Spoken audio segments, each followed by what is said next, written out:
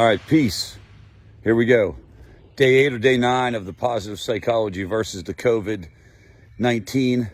Now, look, when I say that, what I mean is day 8 or day 9 of me trying to do my own positive psychology program imperfectly. Let's just go on the record, very imperfectly. Yesterday, I was an emotional up and down roller coaster, man. And I want to talk about that because at times of high stress, think about stress. Now, this is just an analogy. So all you neurobiologists out there, all you highly educated academics out there who want to call me out and say, Richard, that's just a very inappropriate way to explain what's going on with the human brain. Bear with me, man. I'm a sociologist, not a neurobiologist. But I am going to tell you what I know, all right?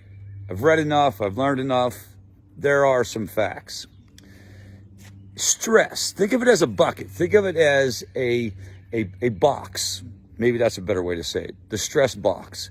And you just keep putting stuff in there. Boom, boom.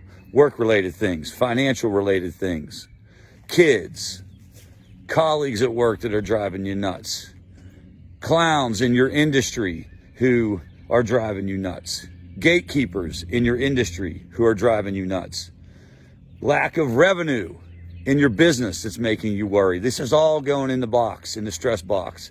Actually, I'm going back to the bucket, into the stress bucket. And eventually, it's going to overflow. And when it overflows, it might come out sideways. You might give it to somebody, or you might engage in self-defeating behaviors, or you might, act out in ways that you might do some things or say some things that you regret. Maybe that's a way of saying it. When it overflows, it's gotten the best of you.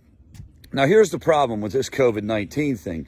With COVID-19, basically, the bucket is already, 3/4 of the way full, or maybe 9/10 of the way full. And so every single thing that you got going in there, in addition to your worry around health and around the economy, every other thing that's going in there makes it more likely that you're going to come off sideways. And that's what happened to me yesterday.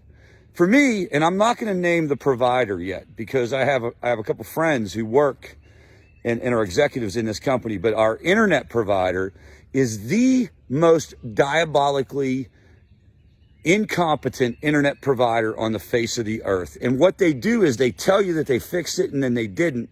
So for the last 3 days in the middle of Zoom Fest 2020, I've been running back and forth to Greenville into the office that's closed, violating my own rule because my damn internet provider won't work.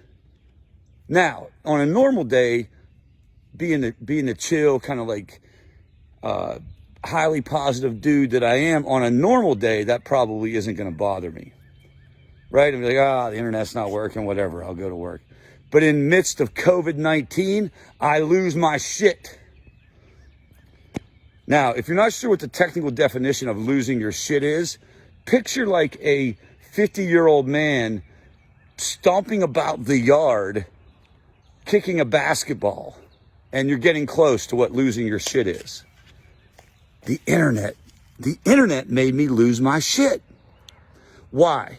Because I was already 9/10 of the way there. Because I do worry about COVID-19. I worry about health issues big time for my family. I don't know, it's weird. I don't worry about myself. I really don't. I'm not being cliche. I just don't. But I do worry about my kids. I worry about my mom. I worry about my wife's mom. I worry about my wife. I worry about Aiden, with that pre-existing condition. And so I got all that going on. I'm worried about financial stuff. I mean, how is this going to affect my businesses, and how is it going to affect Favor Greenville's nonprofit? What are we going to do to get through this? I'm confident we will, but I can't sit here and tell you that it doesn't bother me. And so when the internet doesn't work, it's snap time. By the way, the internet dude's here. He's trying again, and it's not the technicians that are the problem. It's the structure of the organization. Have you ever tried to call like a major provider, like a major phone company provider, and get them to answer your phone call and get them to help you? So here's the takeaway. Try to keep perspective and limit the other frustrations as much as possible. Okay?